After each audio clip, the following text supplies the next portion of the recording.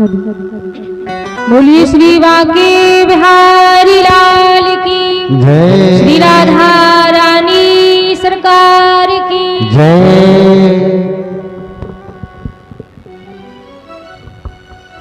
सभी शांति से बैठे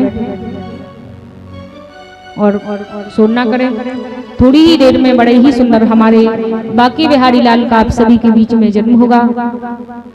तो हम सभी सूर्य वंश की पावन कथा में प्रवेश करें और उसके बाद चंद्रवंश में हम सभी ठाकुर जी के जन्मोत्सव में प्रवेश करेंगे।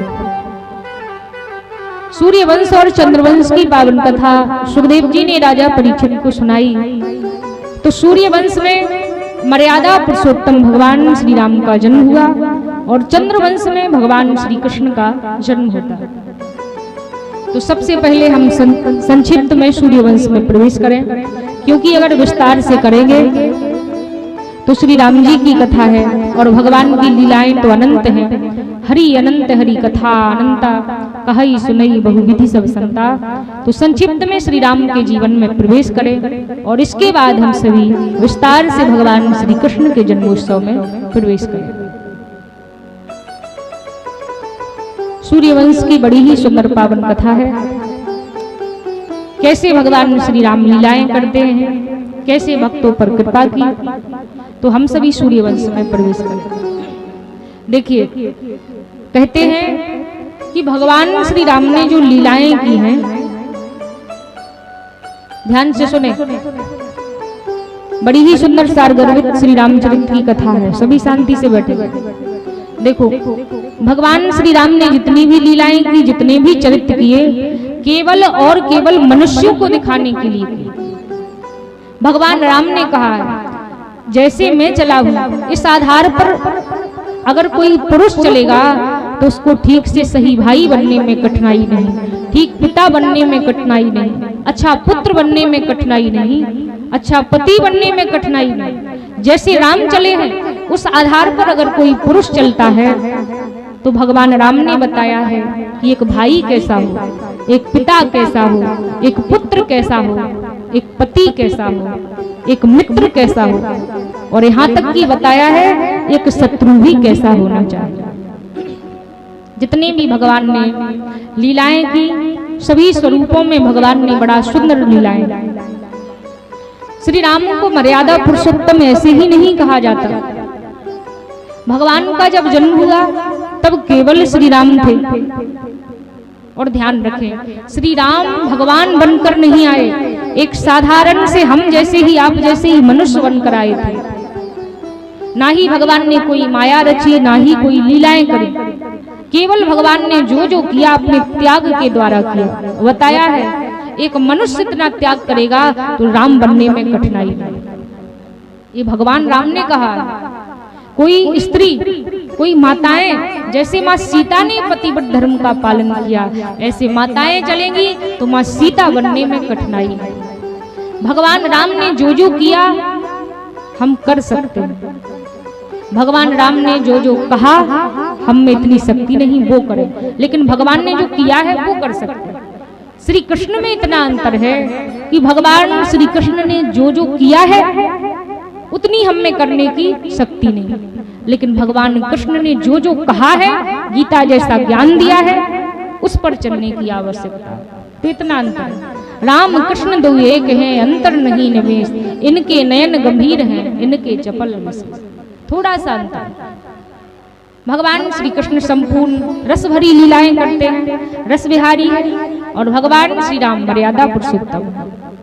तो रामचरितमानस की जो कथा है केवल और केवल मनुष्यों के लिए। रामचरितमानस इस शब्द को अगर हम उल्टा लिखते हैं आता है मानस चरित राम। रामचरितमानस की कथा केवल केवल मनुष्यों के लिए। इसमें बताया है कि एक भाई कैसा हो, पिता कैसा हो, पुत्र कैसा हो, माँ कैसी हो, पत्नी कैसी हो, सब बताया।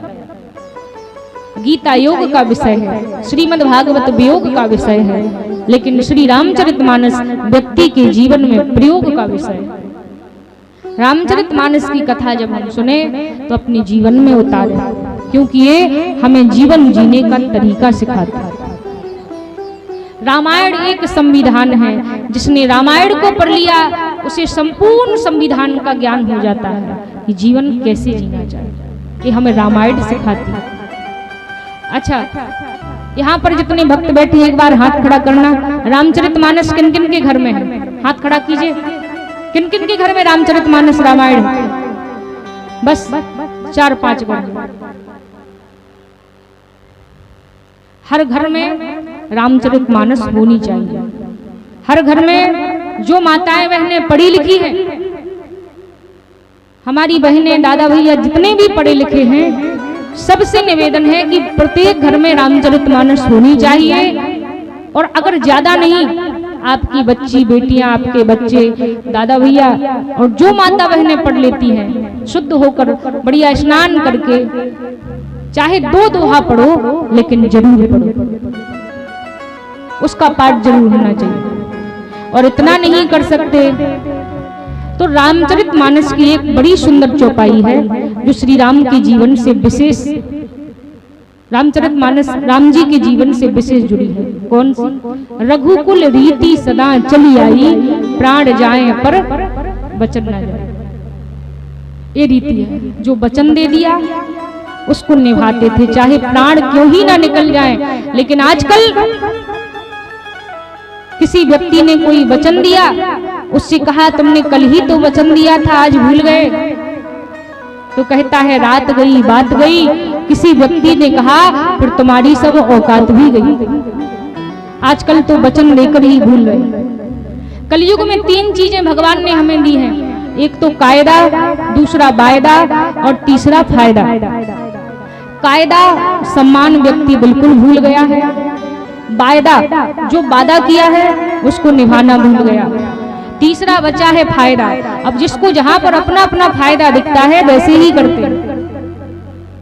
लेकिन रामचरितमानस की कथा, राम का जीवन सिखाता है हमें अपने जीवन को कैसे जीना चाहिए। श्री गोस्वामी जी बड़े सुंदर शब्दों में कहते हैं, एक बार मैंने माही भई गिलानी, मोरे सुत नाही। एक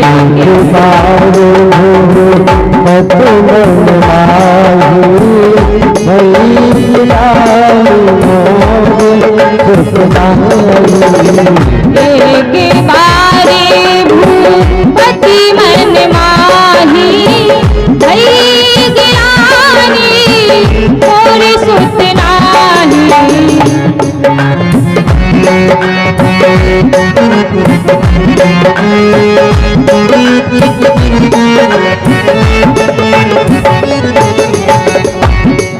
हो श्रृंगी ऋषि वशिष्ठ बुलावा,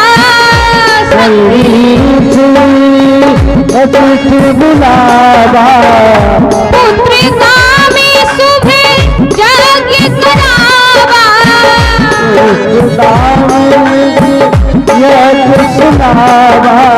नौमी तिथि हो नौमी तिथि मधु मास पुनीता, शुक्ल पक्ष अभी हरि प्रीता।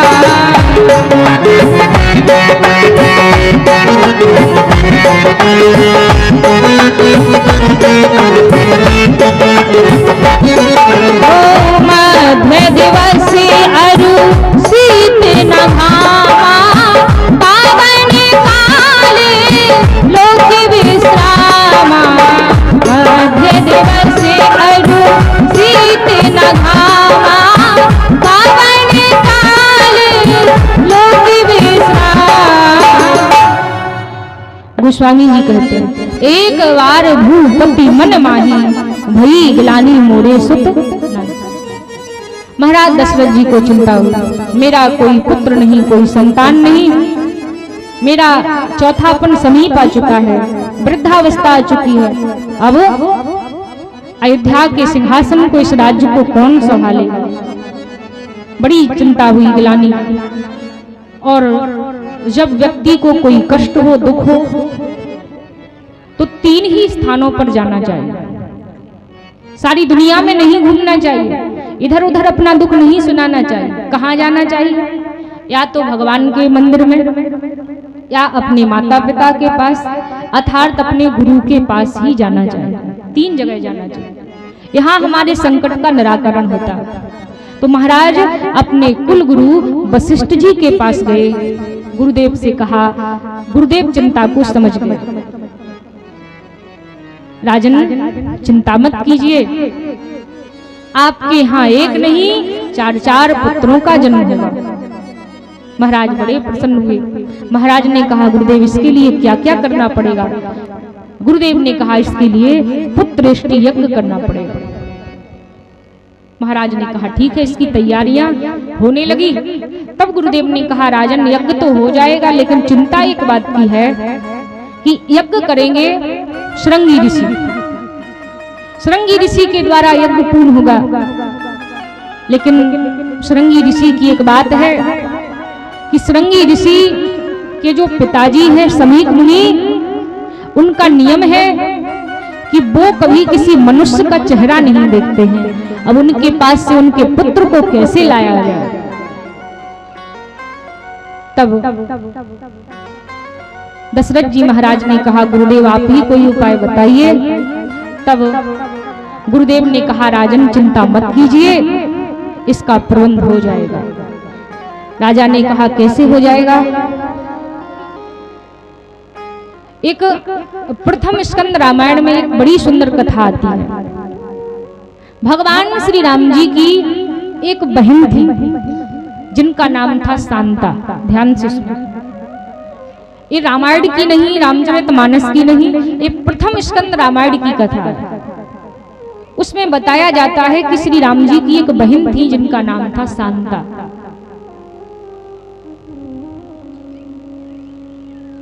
शांता भगवान श्री राम जी की बहन थी। लेकिन कहते हैं कि जब दशरथ जी महाराज का प्रथम विवाह देवी कौशल्या के साथ हुआ, वे मां कौशल्या जी की पुत्री थी। दशरथ जी महाराज की महाराज रोमपाद से घनिष्ठ मित्रता थी, उनकी कोई संतान नहीं थी। इसलिए दशरथ जी ने दत्तक के रूप में अपनी पुत्री शांता महाराज रोमपाद को अपने मित्र को गोदी दे दी। तब से दशरथ जी के पास तो संतान नहीं, लेकिन अपने मित्र को अपनी पुत्री दे दी। इन्हीं महाराज रोमपाद ने अपनी ही पुत्री शांता का विवाह श्रृंगी ऋषि के साथ करवा दिया। रोमपाद जी के पास शांता थी, विवाह कैसे हुआ तो संक्षिप्त में हम सभी इस कथा में प्रवेश करें और इसके बाद राम जन्मोत्सव में प्रवेश करेंगे। महाराज रोमपाद की पुत्री थोड़ी बड़ी होने लगी। अब विवाह की भी चिंता हुई कि पुत्री का विवाह कैसे होगा। कुछ समय बाद महाराज रोमपाद के राज्य में सूखा पड़ती है, अकाल पड़ जाता है, सारी प्रजा भूख प्यास से मरने लगी। राजा के पास पहुंचे, राजन आप तो हमारे राजा हैं, कुछ कीजिए। प्रजा का दुख देखा ना गया तो अपने कुल गुरुओं से महाराज ने बात की कि क्या किया जाए, सूखा कैसे समाप्त होगी। तब कुल गुरुओं ने कहा राजन अगर आपके राज्य में श्रृंगी ऋषि आ जावे तो बारिश हो जाएगी। लेकिन राजन श्रृंगी ऋषि को लाना सरल बात नहीं है, क्योंकि श्रृंगी ऋषि किसी मनुष्य का चेहरा नहीं देखते। कैसे लाया जाए? श्रृंगी ऋषि के पिता समीक मुनि के पास से कैसे लाए? सुखदेव जी कहते हैं राजन तब उसी राज्य में एक वृद्ध गणिका रहती थी, एक नाच करने वाली वेश्या रहती थी। बहुत सी बच्चियों को वो संगीत सिखाती थी, नाच करना सिखाती थी। उस वेश्या ने कहा महाराज अगर हमारे राज्य के प्रजा की सुरक्षा की बात है और इनके भले की बात है तो चिंता मत कीजिए, जैसे तैसे करके समीक मुनि से मैं श्रृंगी ऋषि को लेकर के ही आ जाऊंगा। चाहे भले ही उनकी दृष्टि पड़ते ही मेरे प्राण क्यों ना निकल जाएं, प्रजा के हित के लिए अगर मेरे प्राण जाते हैं तो चले जाएं। बूढ़ी तो मैं हो ही चुकी हूं, तो ऐसे प्राण जाने हैं अब वैसे निकले तो सहायता में निकले, अच्छी बात है। उस गणिका की सब तारीफ करने लगे, वेश्या की तारीफ करने लगे। उस वेश्या ने संगीत सजाया, अपनी बच्चियों को साथ लिया, नाचते गाते हुए श्रृंगी ऋषि के आश्रम पहुंची। प्रतीक्षा करती रही, नाव पत्तों में छुपा दी और छुप करके देखती रही कि समीक मुनि कब जाते हैं, क्योंकि वो चेहरा नहीं देखते, देख लिया तो हमें भस्म कर देंगे। कुछ समय तक, बहुत समय हो गया, प्रतीक्षा करती रही कि कब लेकर के जाएं।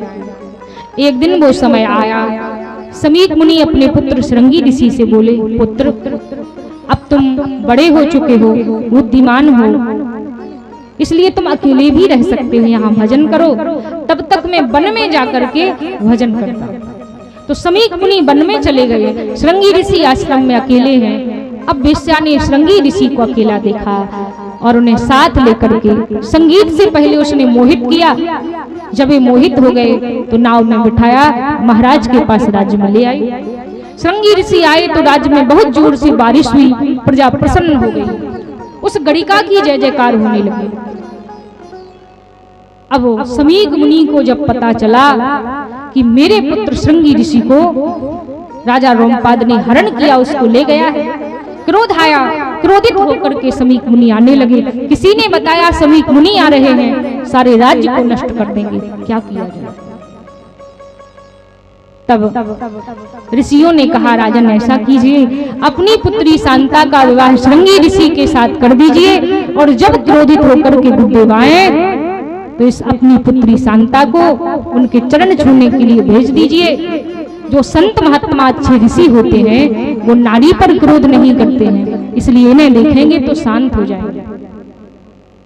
तब श्रृंगी ऋषि के साथ शांता का विवाह हुआ। समीक मुनि क्रोधित होकर के आए, क्रोधित होकर के बातें करने लगे। उसी समय शांता को सामने भेजा और कहा, ये आपकी पुत्र वधू है, इसको स्वीकार। तब समीक मुनि प्रसन्न हुए। ऐसे श्रृंगी ऋषि का विवाह शांता के साथ हुआ। तो यही शांता भगवान श्री राम जी की बहन है।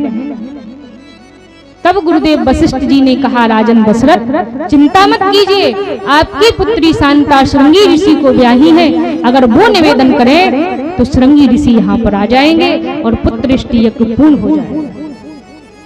शांता को भी प्रसन्नता हुई कि इससे मेरे भाई बहनों का जन्म होगा। तब अपने पतिदेव से विनती की और श्रृंगी ऋषि अयोध्यापुरी में आए। पुत्रेष्टि यज्ञ पूर्ण हुआ और अग्निदेव खीर का हव लेकर के प्रकट हुए।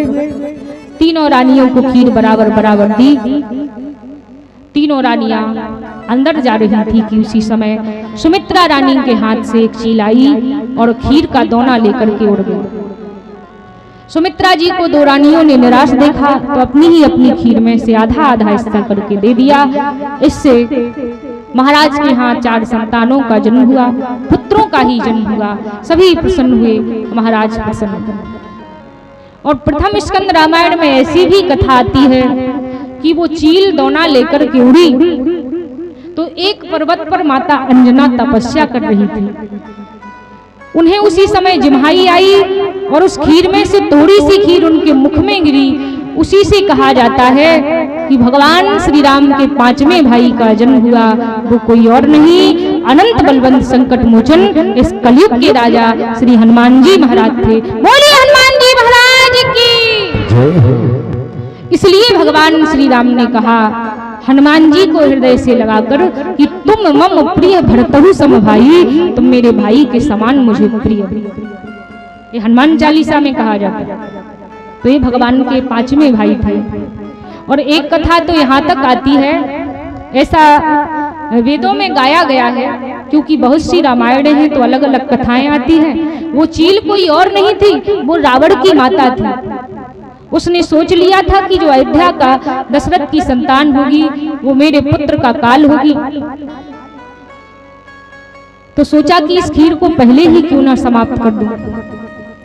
तो उसने वो खीर ग्रहण की और उससे भगवान के 6वें भाई का प्रकट हुआ।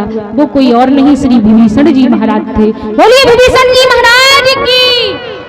इसीलिए भगवान ने अपने भाई का, बड़े भाई होने का पूरा कर्तव्य निभाया और अपने भाई विभीषण को रावण से छीन करके लंका का राजा बनाया। ऐसे भगवान ने कृपा। तो दशरथ जी के यहाँ 4 संतानों का जन्म हुआ।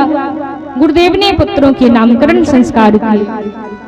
सभी बड़े प्रसन्न हुए, पूरी प्रजा प्रसन्न थी। कुछ समय के बाद चारों भाई थोड़े बड़े हुए। विश्वामित्र जी महाराज लेने के लिए आए। वहां भगवान ने महाराज से आज्ञा मांगकर दोनों भाई गए। राक्षसी ताड़का का वध किया, अहिल्या का उद्धार किया, गंगा में स्नान करके भगवान जनकपुरी में प्रवेश करते। वहां पर भगवान श्री राम का बड़ा ही सुंदर दिव्य विवाह पूर्ण होता। ऐसा प्रथम बार हुआ है कि जब भगवान के विवाह की वहां तैयारियां हो रही हैं और इधर जब अयोध्या में खबर भेजी तो बिना दूल्हे की बारात जनकपुरी के लिए प्रस्थान कर। सभी बड़े प्रसन्न थे। वहां चारों भाइयों के विवाह हुए, सबके विवाह होकर सबके साथ महाराज अपने पुत्र वधुओं को साथ ले अयोध्यापुरी में प्रवेश कर। सारी प्रजा बड़ी प्रसन्न थी। लेकिन अब महाराज दशरथ जी ने सोचा कि अब समय आ चुका है, मेरे चौथापन समीप है, क्या पता कब भगवान का बुलावा आ जाए। क्यों ना ऐसा करें कि अपने ज्येष्ठ पुत्र बड़े पुत्र राम को राजा बना दिया जाए। घोषणा कर दी, कल मेरा राम राजा बनाया जाएगा, राम का राज तिलक होगा। प्रजा बड़ी प्रसन्न थी, क्योंकि राम से मनुष्य तो क्या पशु पक्षी भी प्रेम करते थे, इतना भगवान का सुंदर हृदय था। सारी प्रजा में बड़ी प्रसन्नता हुई, हमारे राम राजा बनने के अनुरूप हैं। इस कारण नहीं कि वो ज्येष्ठ पुत्र हैं, इस कारण से कि उनमें संपूर्ण गुण हैं जो राजा में होने चाहिए। सभी प्रसन्न थे। राम राजा बनेंगे तो अयोध्या की तो काया ही बदल जाएगी। सभी प्रसन्न थे कि उसी समय कैकेयी की दासी मंथरा कैकेयी की बुद्धि को भ्रमित कर देती। लेकिन कहते हैं कि भगवान की इच्छा के विरुद्ध कुछ भी नहीं होता। अच्छा, मैं आपसे पूछना चाहती हूँ, कैकेयी अच्छी माता थी या बुरी माता थी? बताइए, कैसी थी? अच्छी थी या बुरी? हाँ, अच्छी थी। तो आपके गांव में किसी का कैकेयी नाम है? नहीं है। घर में है, रिश्तेदारी में? किसी का नहीं। क्यों? जब कैकेयी अच्छी माता थी तो कैकेयी नाम रखने में क्या गलती है? नहीं है। आजकल इस डर से कैकेयी कोई नाम नहीं रखता कि कैकेयी बुरी माता थी, लेकिन ये बात गलत है। कैकेयी बुरी नहीं, अच्छी माता थी। कैकेयी जितना त्याग कोई और नहीं कर सकता, और जिस घर में कैकेयी जैसी माता होगी उस घर में राम जैसे पुत्र का जन्म भी अवश्य होगा। क्यों होगा? कैकेयी भगवान राम से इतना प्रेम करती थी कि इतना प्रेम तो जन्म देने वाली मां कौशल्या भी नहीं कर पाई। जब कभी भगवान रूठ जाते थे तो कैकेयी ही मना पाती थी। एक दिन भगवान रूठ गए, माता कैकेयी थाली लेकर के पीछे पीछे जाती है, पुत्र राम भोजन कर लो, भोजन कर लो। भगवान ने कहा, नहीं माता, भोजन तो मैं एक ही शर्त पर करूंगा, जब तुम मुझे वचन दोगी, जो मैं मांगूंगा वो दोगी। मां ने कहा, मांग ले, तेरी खुशी के लिए तो मेरे प्राण न्यौछावर हैं, मांग लो पुत्र, क्या चाहिए। तब राम ने कहा, माता, जब मैं बड़ा हो जाऊं तो आप मेरे लिए 14 वर्ष का वनवास मांग लेना। कैकेयी ने जैसे ही सुना, प्राणों से अधिक राम से प्रेम करती थी, मूर्छित होकर के जमीन पर गिरी। मूर्छा जागी, राम ये क्या कह रहे हो? भगवान ने कहा, नहीं, आपको ये करना पड़ेगा। और एक वचन दीजिए, जब आप मेरे लिए वनवास मांगे तो आपकी आंख से एक भी आंसू नहीं आना चाहिए। ये वचन दीजिए। उस कैकेयी के हृदय से पूछिए, जो राम से कितना प्रेम करती है, प्राण से अधिक प्रेम करती है, उस राम के लिए कैसे हंसते हंसते वनवास मांगा होगा। केवल राम के कहने पर पूरी अयोध्या के लिए, पूरे संसार के लिए अयोध्या की कलंकिनी साबित हो जाती है, नागिन साबित हो जाती है। लेकिन हंसते हंसते अपने राम की खुशी के लिए, भगवान के लिए वनवास मांगती है। कैकेयी बुरी माता नहीं थी, राम की खुशी के लिए अपनी मांग के सिंदूर को न्यौछावर कर दिया, लेकिन राम की खुशी के लिए भगवान को वनवास मांगा। दशरथ जी भी चले गए, उसकी चिंता नहीं की। राम से कहा, ठीक है पुत्र, बात तो बहुत बड़ी है, मेरे प्राण निकलने के समान है, लेकिन जिसमें तेरी प्रसन्नता है उसमें मेरी प्रसन्नता है, मैं हंसते हंसते मांगूंगा। पूरी अयोध्या के लिए बुरी बन गई। संसार भी इस डर से कैकेयी नाम नहीं रखता कि कैकेयी बुरी थी। कैकेयी नाम रखना गलत बात है, नहीं, कैकेयी पूजनीय है, कैकेयी वंदनीय है। अपने पुत्र भरत का स्नेह भी खो बैठी, लेकिन राम के लिए, राम की प्रसन्नता के लिए, क्योंकि राम से अधिक प्रेम तो वो अपने पुत्र भरत से भी नहीं करती थी जितना राम से करती। इतनी दयालु थी, इतना त्याग किया। माता राम जी को राज तिलक होने वाला है और क्रोधित होकर के कोप भवन में लेट जाती थी। तो भगवान की इच्छा मंथरा को तो बीच में कर दिया। महाराज को पता चला, महारानी कैकेयी कहाँ है, जब सुनेगी कि उसका लाडला पुत्र राम राजा बनने वाला है तो प्रसन्नता से बहुत खुश हो जाएगी। कहाँ है, दिखाई नहीं देती। किसी ने कहा कोप भवन में लेटी। महाराज ने सोचा कोप भवन में, अरे आज तो प्रसन्नता की बात है। उस समय तो महाराज के महल में हर राजा के यहाँ अलग अलग कक्ष होते थे, लेकिन कोप भवन अलग से बनाया जाता था। कौन सा? जो क्रोधित होने के लिए होता था, जहाँ किसी को क्रोध आ जाए, कोई नाराज हो तो उसमें जाकर बैठ जाता था, दूर से पता चल जाता था कि ये नाराज। आजकल तो पूरा घर कोप भवन बना है, क्या पता कौन व्यक्ति कहाँ पर क्रोधित बैठा है, लेकिन उस समय एक कोप भवन बनाया जाता था। कैकेयी क्रोधित होकर के बैठी थी। महाराज ने सुना तो महाराज पास में गए। महाराज ने कहा, रानी एक कैसा स्वरूप बना करके बैठी है, तुझे पता नहीं तेरा राम राजा बनने वाला है। मन में तो प्रसन्नता हो रही है कि मेरा राम राजा बनेगा, लेकिन बाहर से राम के लिए बुरा बनना है तो वनवास तो मांगना ही है। कैकेयी ने कहा, महाराज जो मेरे पुराने 2 वचन हैं मुझे वो आज वरदान चाहिए। महाराज ने कहा, अरे रानी आज प्रसन्नता की बात है, तो क्या 10 वरदान मांग ले। कैकेयी ने कहा 2 ही चाहिए। महाराज ने कहा मांगो।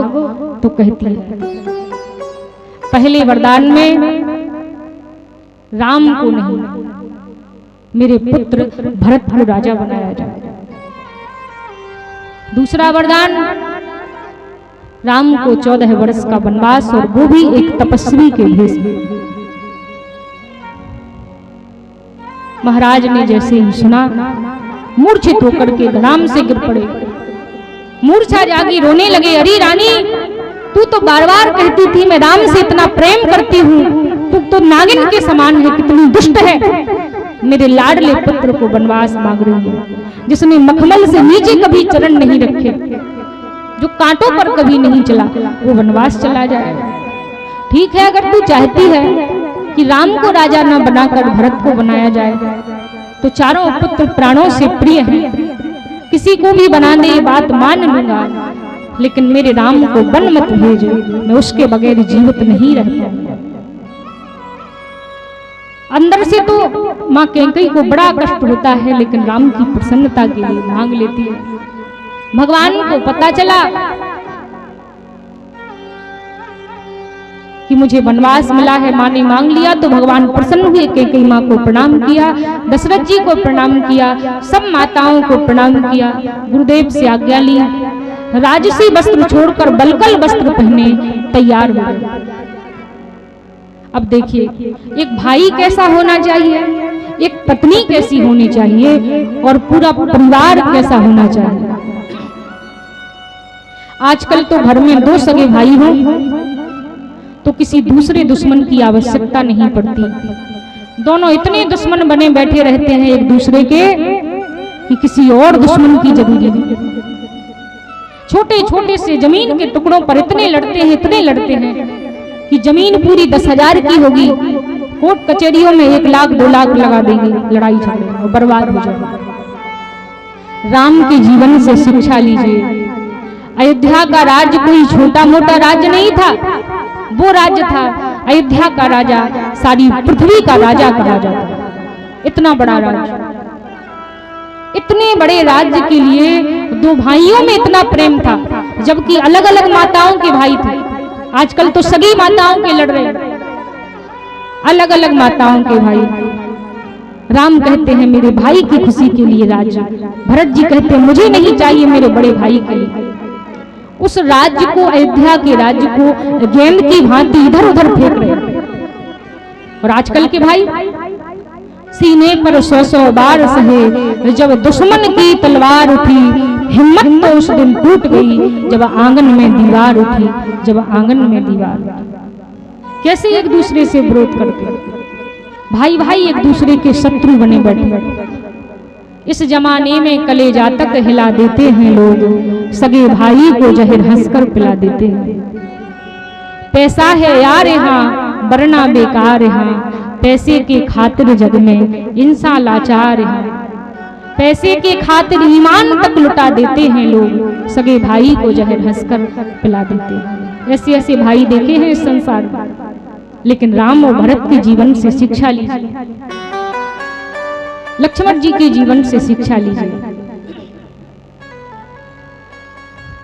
तब कहते हैं भगवान वनवास जाने लगे, लक्ष्मण जी ने सुना।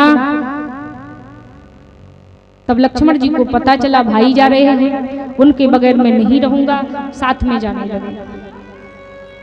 सीता जी को पता चला, वो भी साथ जाने लगे। सबसे आज्ञा ली, आज्ञा लेकर के चल पड़े। दशरथ जी ने मंत्री सुमंत्र से कहा कि जाओ रथ को ले जाओ, सबको वन में घुमा फिरा करके वापस ले आना। सबसे आज्ञा लेकर सुमंत्र जी चले। प्रजा पीछे पीछे जा रही है, हे राम रुक जाइए, मत जाइए, मत जाइए, सभी आंसू बहा पीछे पीछे चल पड़े। भगवान ने सबको समझाया, कोई नहीं मानता, अगर आप नहीं तो हमारे प्राण भी नहीं, साथ ले चलिए। प्रथम दिवस तमसा पर वासु, दूसर गोमती तीर नवासु। 2 जगह भगवान ने विश्राम किया। साथ में भगवान की सारी प्रजा सो जाती है। रात्रि हुई, राम जी ने सुमंत्र जी से कहा, सुमंत्र चलिए, अगर दिन में गए तो प्रजा पीछा नहीं छोड़ेगी। कष्ट तो इन्हें बहुत होगा, लेकिन क्या करें, पिता के वचन का पालन करना। आजकल के बच्चे माता पिता को ठीक से भोजन नहीं देते, उनको मारते पीटते हैं, उनकी सेवा नहीं करते। पुत्र हो तो श्री राम जैसा, पिता के वचन के खातिर हंसते हंसते भगवान वन को चले गए। एक राजा के पुत्र थे, किसी चीज की कमी नहीं थी, हंसते हंसते चले गए। जिंदगी में हर व्यक्ति की जिंदगी में बड़ा हो या छोटा, सुख और दुख सबकी जिंदगी में आता है। भगवान ने भी बड़े कष्टों को सहन किया। रथ लेकर के सुमंत्र जी ने तीनों को बिठाया, जाने लगे। भगवान ने कहा, ऐसे स्थान से रथ ले जाना कि इसके पहियों के निशान तक ना दिखे। अगर निशान दिखे तो ये प्रजा उसी के सहारे सहारे चली जाएगी। तब सुमंत्र जी ने रथ चला, आगे पहुंचे। वहां आगे निषाद राज जी से भगवान की भेंट हुई, उन्होंने पाउड़ी दान में दी। तब भगवान ने कहा, सुमंत्र जी अब आप जाइए और वापस लौट जाइए। सुमंत्र जी ने कहा, पुत्र राम, तुम्हारी वियोग में मैं तो क्या, अयोध्या की प्रजा तो क्या, ये रथ के घोड़े भी अयोध्या जाने के लिए पैर नहीं बढ़ाते हैं, कैसे चले जाएं? इनकी भी आंखों से आंसू बह रहे हैं। भगवान ने बार बार समझाया और पहुंचा दिया। दशरथ जी के पास पहुंचे। दशरथ जी ने कहा, सुमंत्र, मेरा राम कहाँ है, मेरी पुत्री सीता कहाँ है, मेरा पुत्र लक्ष्मण कहाँ है? और जब सुमंत्र जी ने कहा, महाराज वो तो तीनों वन को चले गए।